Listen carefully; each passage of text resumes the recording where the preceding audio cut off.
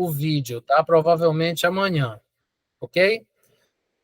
Bom, então eu vou colocar aqui uma tela para vocês acompanharem, tá? E nós vamos ler juntos para ver se a gente consegue, então, lembrar ou relembrar desses elementos que são bem importantes e básicos em relação aos tempos verbais, tá bom? Só um minuto.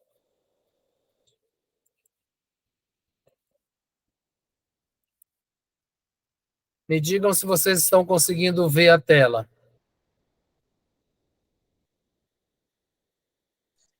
Sim? Sim, normal. Sim, Sim. normal. Tá. Muito bem. Então, olha só. A língua inglesa, ela tem 3 mecanismos, tá? Verbais. 3 mecanismos estruturais, certo? Quando a gente pensa na sintaxe, esses mecanismos, eles são considerados padrão, o padrão básico, tá? Então, é o que nós chamamos de estrutura superficial, não é a estrutura profunda. Então, esses 3 aqui, eles são o mais básico que você pode ter em termos de oração, tá? Na língua inglesa. Todos os outros são modificações dentro desses aí, tá?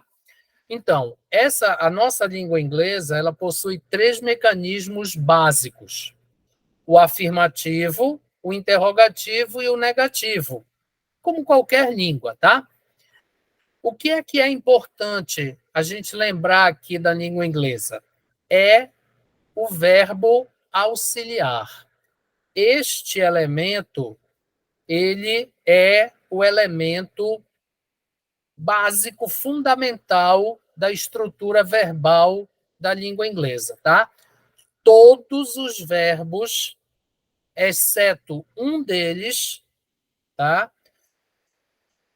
Todos os tempos verbais possuem um verbo auxiliar. Não existe na língua inglesa tempo verbal sem um verbo auxiliar, tá bom? Então, o verbo auxiliar, ele é o básico, tá? Ele é o elemento estrutural fundamental dos tempos verbais na língua inglesa, tá ok? Então, ele vai aparecer, seja de forma extensa ou de forma desinencial, ou seja, ele pode aparecer representado por uma desinência, tá? Então, não existe, repetindo, nenhum tempo verbal na língua inglesa que não tenha um verbo auxiliar. Diga, Rodrigo. Pois não, Rodrigo? Rodrigo, você levantou a mão, mas você precisa ligar o seu microfone.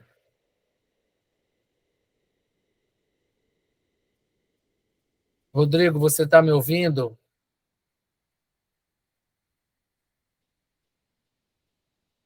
Rodrigo?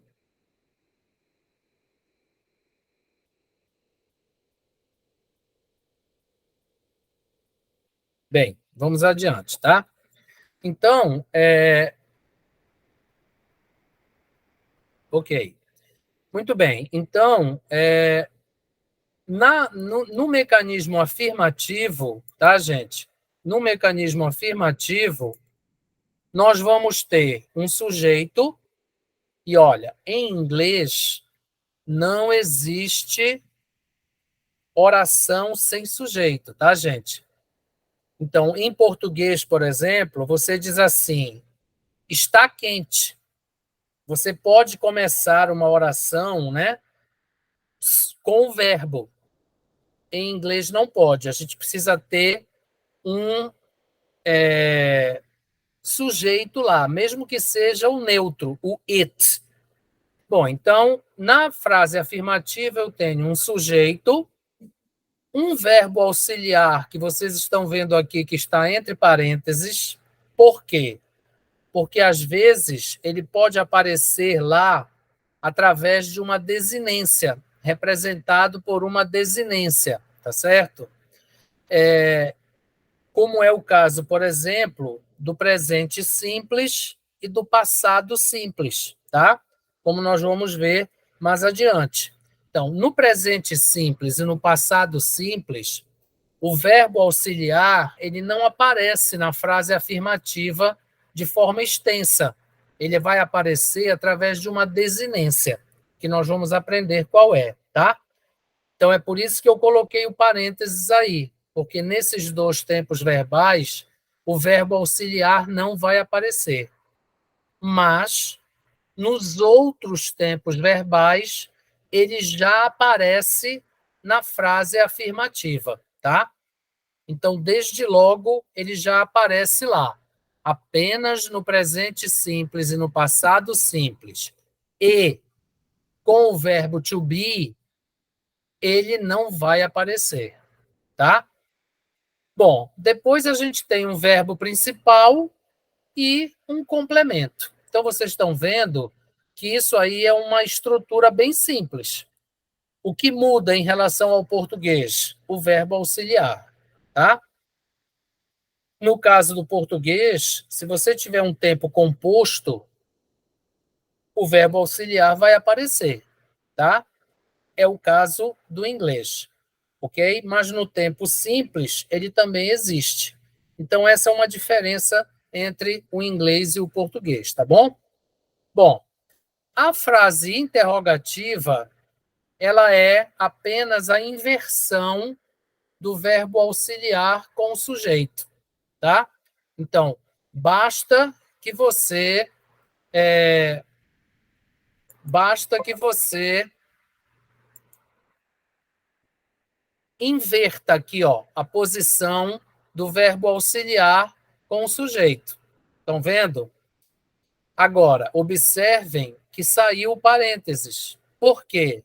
Porque no caso da interrogativa, o verbo auxiliar, ele tem que aparecer lá, certo? Aí não é uma questão de desinência, mas ele vai aparecer de qualquer forma.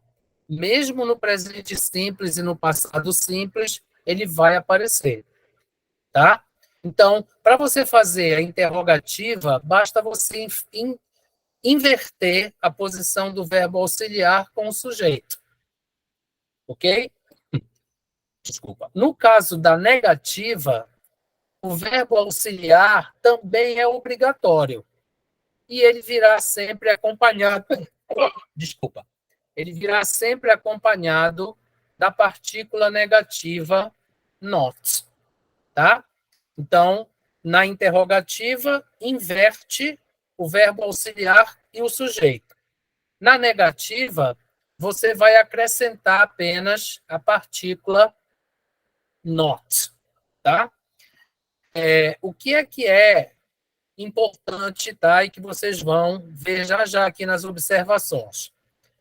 Na interrogativa e na negativa, já que o verbo auxiliar ele é obrigatório, o verbo principal vai perder as desinências, tá? Ele vai voltar para a forma base, certo?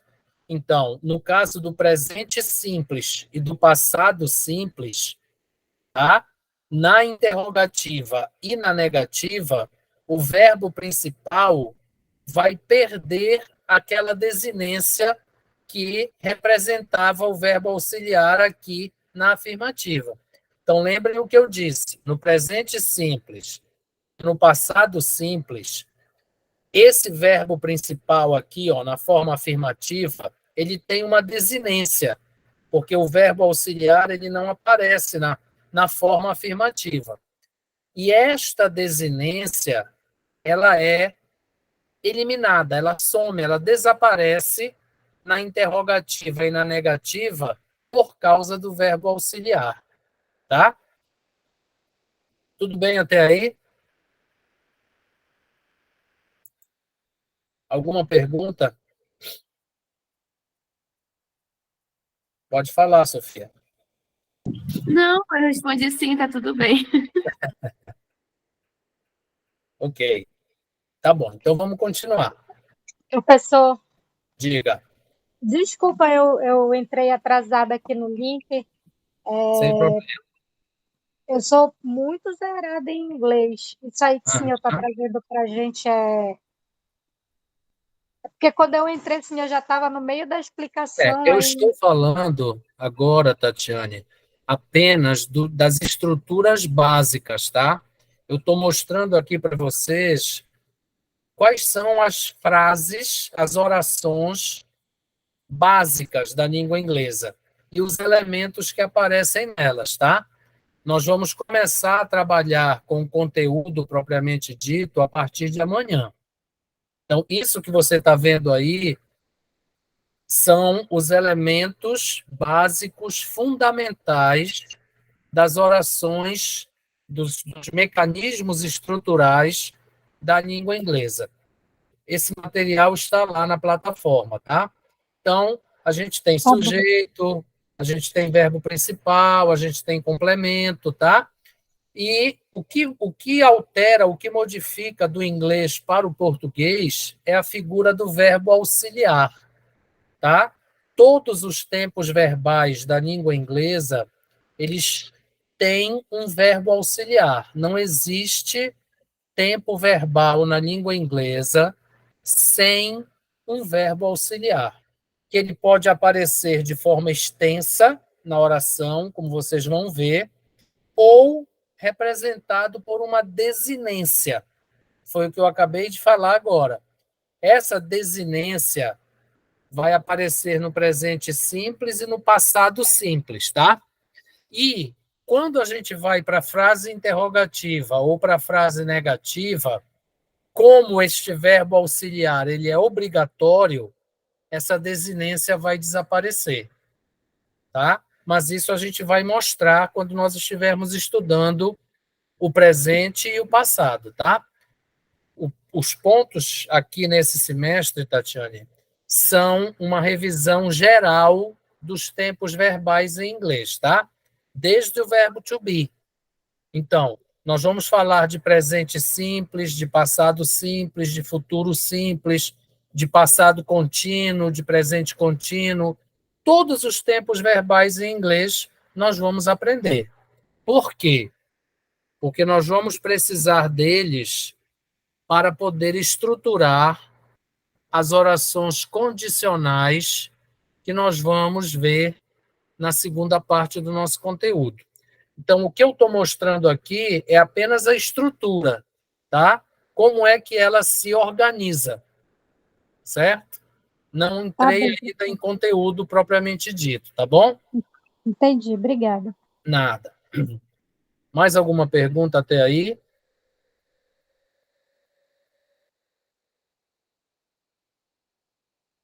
Não agora, Felipe. Nós vamos ver isso em sala, tá? Nós vamos estudar cada um desses tempos verbais, certo? Mostrando todos esses três mecanismos, tá? Tanto o afirmativo, quanto o interrogativo, quanto o negativo. Mas não é agora nesse momento, quando nós começarmos a trabalhar com os verbos. Por exemplo, a partir de amanhã a gente vai falar do verbo to be, que vocês já conhecem um pouco. E nós vamos, então, ter exemplos desses três mecanismos para cada tempo verbal. Ok, Felipe?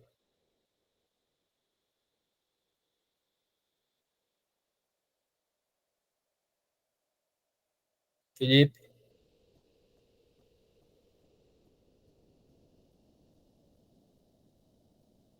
Tá bom. Bem, então, gente, a partir daí nós temos algumas observações importantes, tá?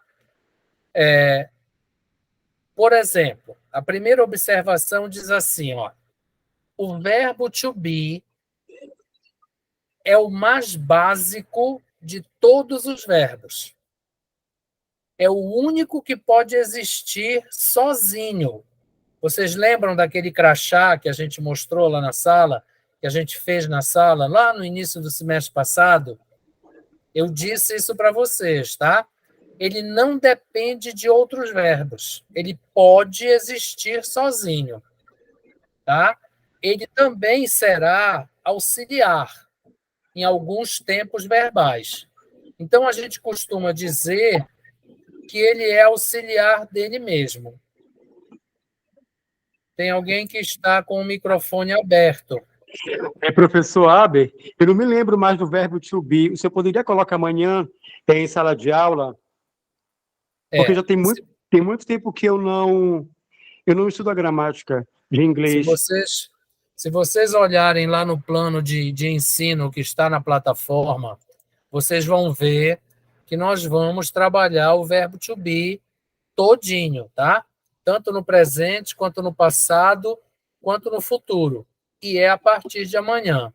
Salvo engano, nós vamos ter 2 ou 3 aulas para falar sobre o verbo to be. Tá ok, Rodrigo? Então, tá, tudo bem. Ele também estará contemplado lá no nosso conteúdo, tá? Tá ok, obrigado. Nada.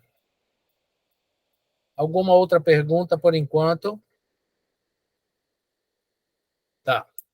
Bom, então, esse é o primeiro ponto importante, tá? O verbo to be, ele é especial, vamos dizer assim. Ele pode existir sozinho, tá?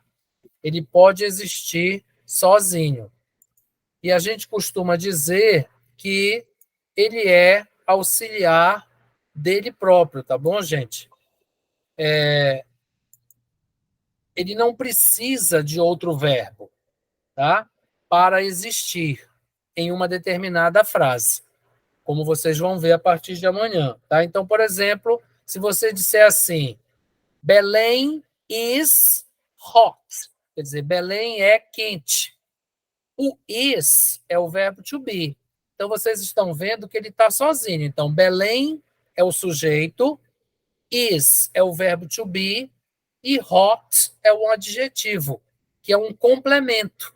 Então, aí, o verbo to be, ele é verbo auxiliar e verbo principal ao mesmo tempo. Então, você vai ver que você vai fazer a interrogativa e a negativa com ele próprio, tá? Com ele próprio. Então, é um único verbo, certo? Da língua inglesa, que tem essa característica.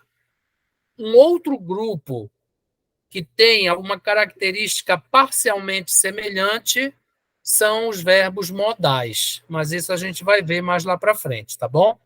Então, o importante agora é vocês saberem que o verbo to be, ele pode existir sozinho, ou ele pode auxiliar outro verbo em um tempo composto, como nós vamos ver quando nós estivermos estudando esse tempo verbal, tá bom? Bom, a segunda observação diz o seguinte, ó. Na presença do verbo auxiliar, que era o que eu estava falando ainda há pouco, Tatiane, preste atenção, o verbo principal perde as desinências. Então, é o caso, por exemplo, do presente simples e do passado simples. Nestes 2 tempos verbais, o verbo auxiliar, ele não aparece na frase afirmativa, tá? O que aparece lá é uma desinência, correto? O professor, eu estou tentando me lembrar o que é desinência. Desinência verbal, né? Por exemplo, em português, você diz assim, eu sou, nós somos, tá? Eu trabalho, tu trabalhas. Então, isso é uma desinência, tá bom? É a mudança que você faz no verbo de acordo com a pessoa, com o sujeito, né, ao qual você está se referindo. Mas o inglês é mais simples, tá? Porque ele só tem 2 tipos de desinência no presente e um tipo no passado. tá? Então é mais fácil da gente lembrar. Só que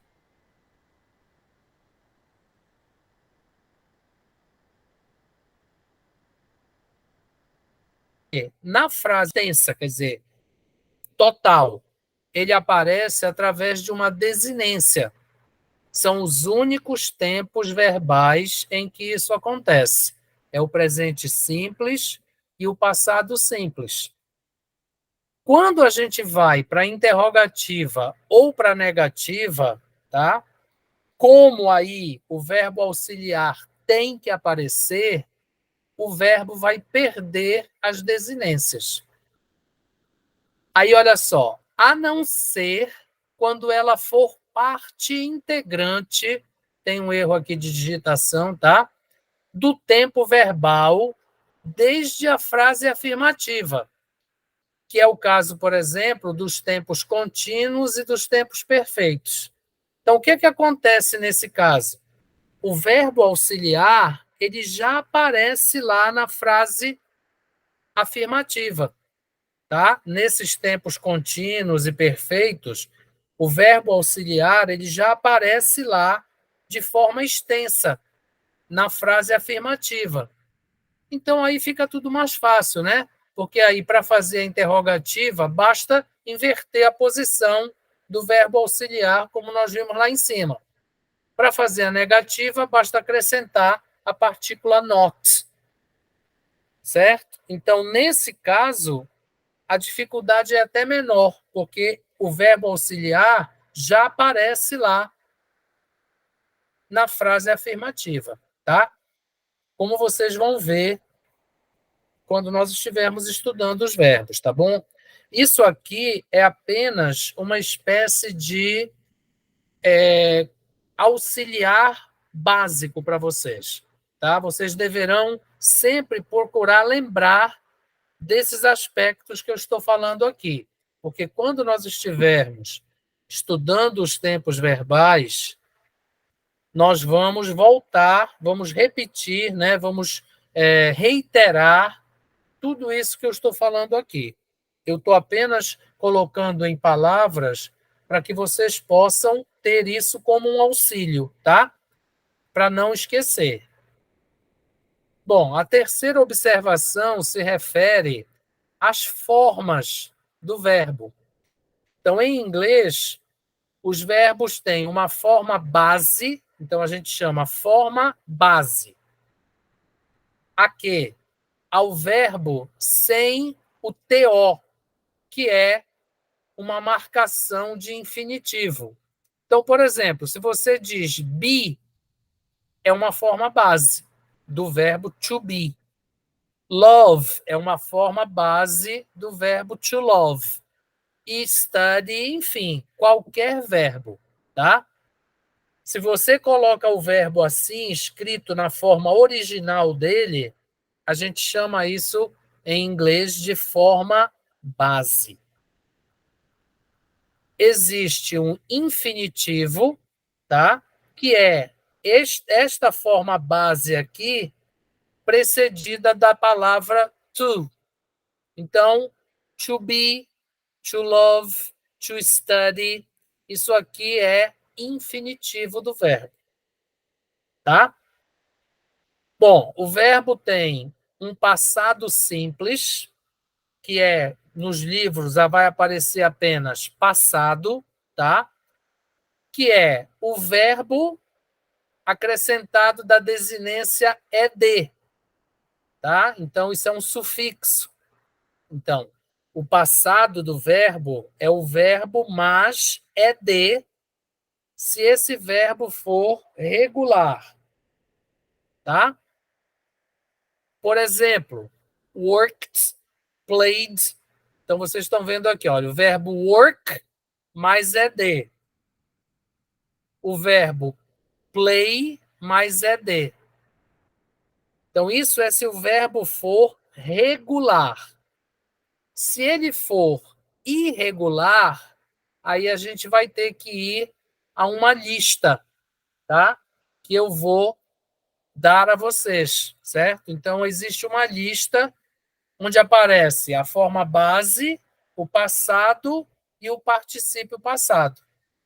Então, se o verbo for irregular, não tem como decorar. A gente tem que ir lá na lista para saber qual é o passado dele, tá?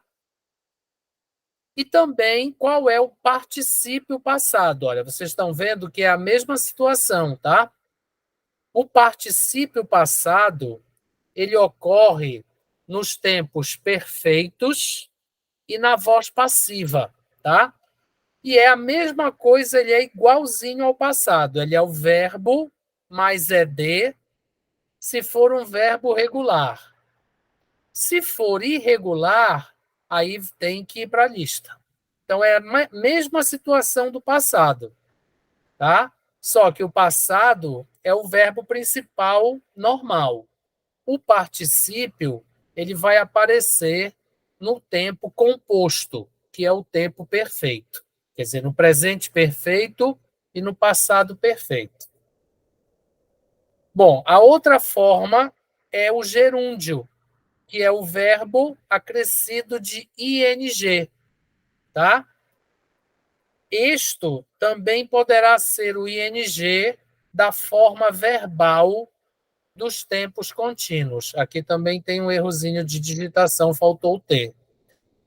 Então, essas são as formas que existem dos verbos em inglês. A forma base, o infinitivo, o passado, o particípio passado e o gerúndio. Então, essas são as formas que um verbo qualquer na língua inglesa poderá ter, aparecendo nessas estruturas aqui, que são as básicas, tá? Vocês sabem que em português, por exemplo, a gente tem um complemento. Esse complemento pode ser modificado. Por exemplo, você tem um adjetivo. Este adjetivo pode ser precedido de um advérbio de intensidade. Muito frio não é a mesma coisa que frio, tá? Então, em inglês, isso também acontece. Então, esses três mecanismos aqui, essas três estruturas aqui, é o que é o mais básico, tá? E elas poderão sofrer as alterações que sejam necessárias. É claro que isso não vai alterar os tempos verbais e nem as formas que os verbos poderão ter. Como eu disse ainda há pouco, e reiterando, tá?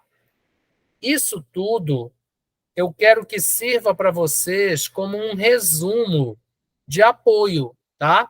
Isso está lá na plataforma para vocês. Para que vocês possam, à medida em que a gente for estudando os verbos e os tempos verbais, vocês possam retornar aqui e dizer assim, olha, mas isso assim, assim, assim, aonde está? Aí a gente vai esclarecer tudo o que eu estou dizendo aqui. Certo? Isso era o que eu queria conversar com vocês hoje, tá? Amanhã nós vamos fazer uma rápida introdução, porque eu quero saber o quanto vocês conhecem de inglês, tá? Vocês vão perceber que talvez não seja tão pouco assim como vocês acham. E aí nós vamos começar, então, a falar sobre o verbo to be. Podem fazer todas as perguntas que quiserem agora.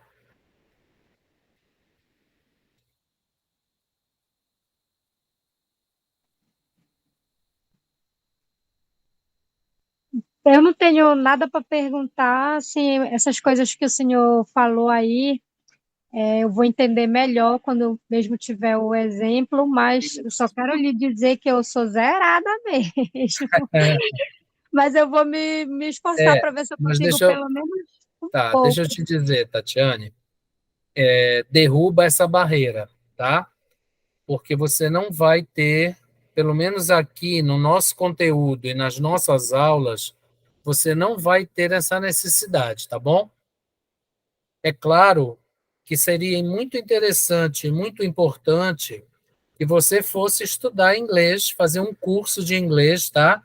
Já que vocês estão pensando em trabalhar com a língua inglesa, certo? Nós não temos tempo hábil para isso. Então, eu acho importante que vocês tentem fazer um esforço no sentido de fazer um curso de inglês além das aulas da universidade, tá bom? Diga, Augusto. Professor, você trouxe agora o senhor falou sobre os verbos regulares e irregulares. Sim. O were e o was, eles são verbos irregulares ou é o passado do verbo to be? Como é que eu defino? O verbo to be é um verbo irregular. Entendi. Tá? Esse verbo irregular tem duas formas de passado: was e were. Entendi. Tá? Tá bom. Ele não é bad, quer dizer, be e mais o ed. Não existe isso, tá? Então, o verbo to be, ele não é regular, ele é irregular.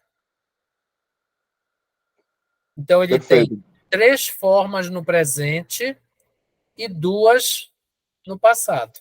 Presente simples e passado simples, tá? Tranquilo, obrigado.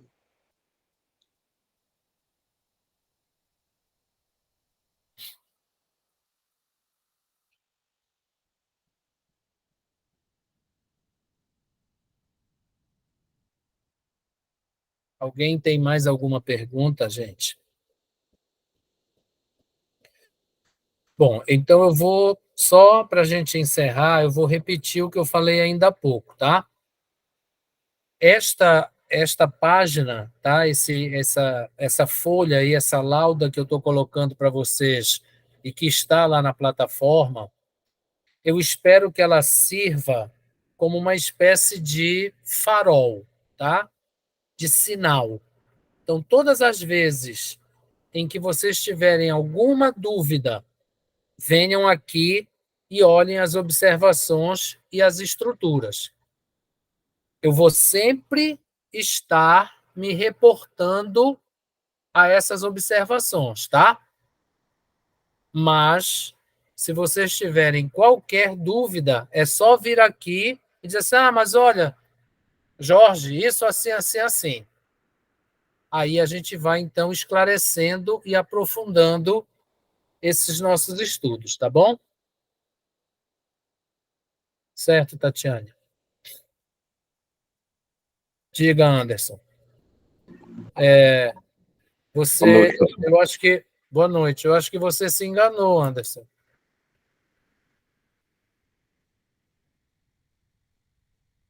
Você chegou só para a aula de amanhã, não foi? Não entendi, professor. Não, estou brincando. Diga, Anderson, você levantou a mão. Diga. Cheguei umas 9h05, foi. Não, eu estou querendo só perguntar em relação a essa explicação que você fez aí. Vai ser dada assim no mesma sequência do semestre passado, assim, ou você já vai falar algumas coisas em inglês, assim, ou você vai continuar falando em português? Assim, nas aulas. A Nathalie e a Tatiane que precisam dizer isso, Anderson. Não, as nossas aulas, Anderson, elas serão ministradas em português, tá? Mas todos os exemplos serão dados em inglês. Tá ok, professor. Obrigado. Tá bom? Beleza.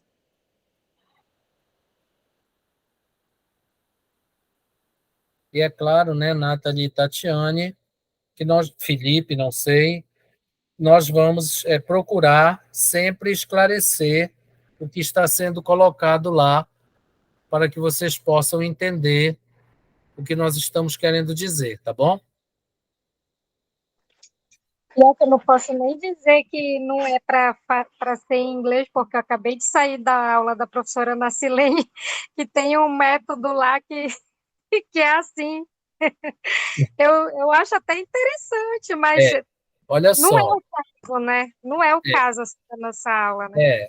para você, já que você tocou nesse assunto, né? Eu não sei se a Ana Silene já falou sobre isso com vocês, mas nós vamos continuar fazendo as nossas apresentações, tá, gente?